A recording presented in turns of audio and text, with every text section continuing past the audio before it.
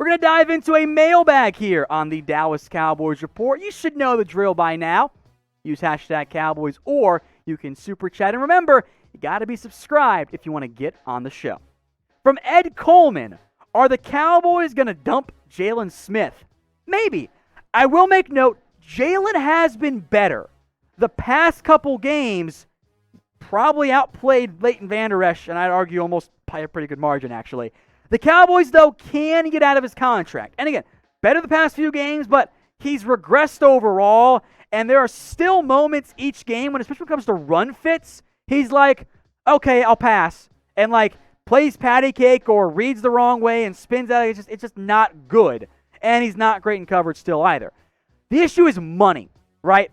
If you cut Jaylon Smith after the year ends, you save $400,000. You can't even find a replacement at that cost. However, you can designate him as a post-June 1st cut, which would save $7.2 million in cap space this upcoming year. It would add $6.8 million in dead money in 2022, but you still get money back now, which is fine for you. I think the last 3 games will matter for Jaylon. I do wonder if you might see a Mike Nolan, or Mike McCarthy agrees to let go of Mike Nolan if he can get some different linebackers in. There might be a type of trade-off coming from Cowboys head coaching staff and ownership there. Now let me know in the comment section, drop a name if you will, who you guys want to cut in the offseason. Number 1, no arguments about it, it's Chris Jones. Cut the punter and save a couple $1 million. From AR Cowboys 88, Super Chat, I think I owe one for Dwayne earlier too. Grab a defensive tackle in free agency. I think they should pursue it. I don't know how realistic that's going to be. Again, a lot of this depends on what the cap situation looks like. It might be where it is from this year. It might be down $5 million. It might be down $15 million. You lose $15 million in cap space. Maybe you find a cheap defensive tackle. I would absolutely go look at options. And with the way the draft class is shaping up, I think you address defensive tackle in free agency, but that might not be the way the Cowboys are able to go. They might like their own guys again, so you never know what ends up happening with the Cowboys at that front. All right, from Dwayne Jackson here, do you think Andre Cisco will be available on day 2? That is the Syracuse safety, bottoms up. To answer that one, yes, I think he will be. He's coming off an injury. I like him a lot, but day 2 guy. Any day 2 or day 3 backs the Cowboys should potentially take a flyer on. Day 2, no, we got bigger needs. Day 3, Jarrett Patterson from Buffalo. See where CJ Verdell goes. Like, there will be backs available, but, it's a running back. If I'm the Cowboys, I'm honestly not even really considering taking one until, like, round 5 or 6, in all honesty. Alan Williams, another super chat. Bottoms up. Almost out of beer, actually. If Sean Lee doesn't play for Dallas next year, who takes over his linebacker spot? Luke Gifford, Bernard, or another linebacker? The Cowboys this year haven't really used 3 off-ball linebackers. When they've gone with an extra linebacker, it's really been an extra, Alden Smith, or they bring on a defensive tackle and try and go with more of a not quite full 3-4 look, but it's more of a 4-3 over where that extra linebacker is really more of a pass rusher. If they stick with that scheme, the answer is nobody. They might not, though.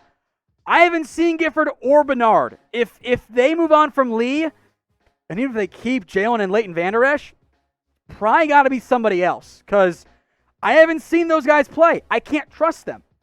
So I think if you're Dallas, if you move on from Jaylon Smith, you might go 2 linebackers in the draft. One earlier and one probably on day 3. I would argue a day 3 pick, if you bring back Jaylon Smith, or even a round 3 pick, probably going to be your best path.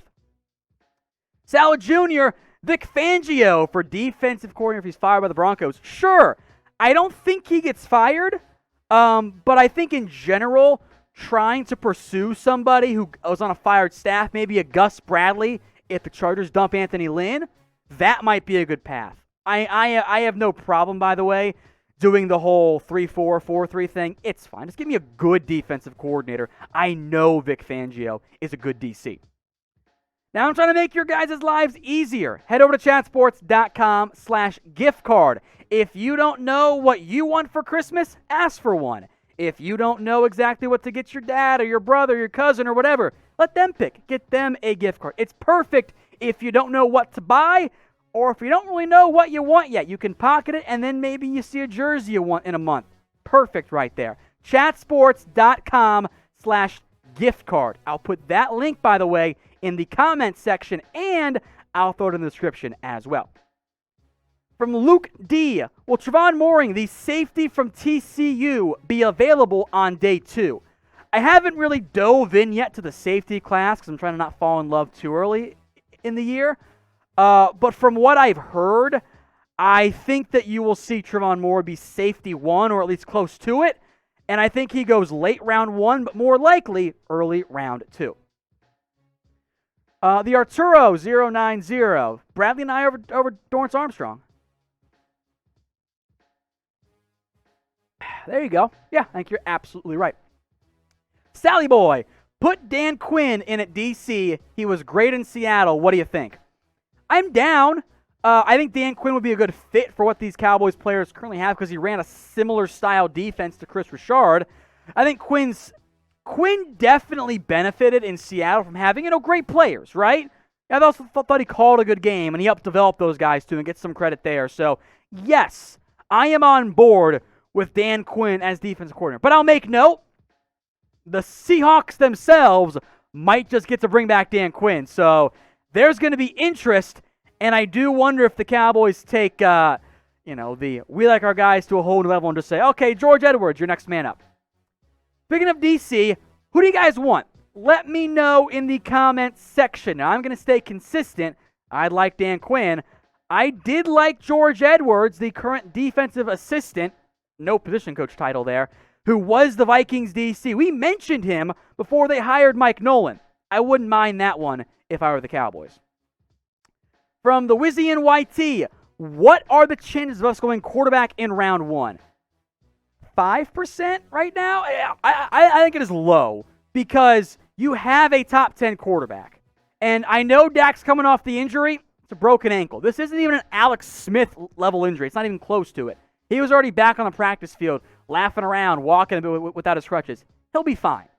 But if you're not going to pay Dak, you should draft one. They got to make their decision sooner than later at the most important spot in the NFL.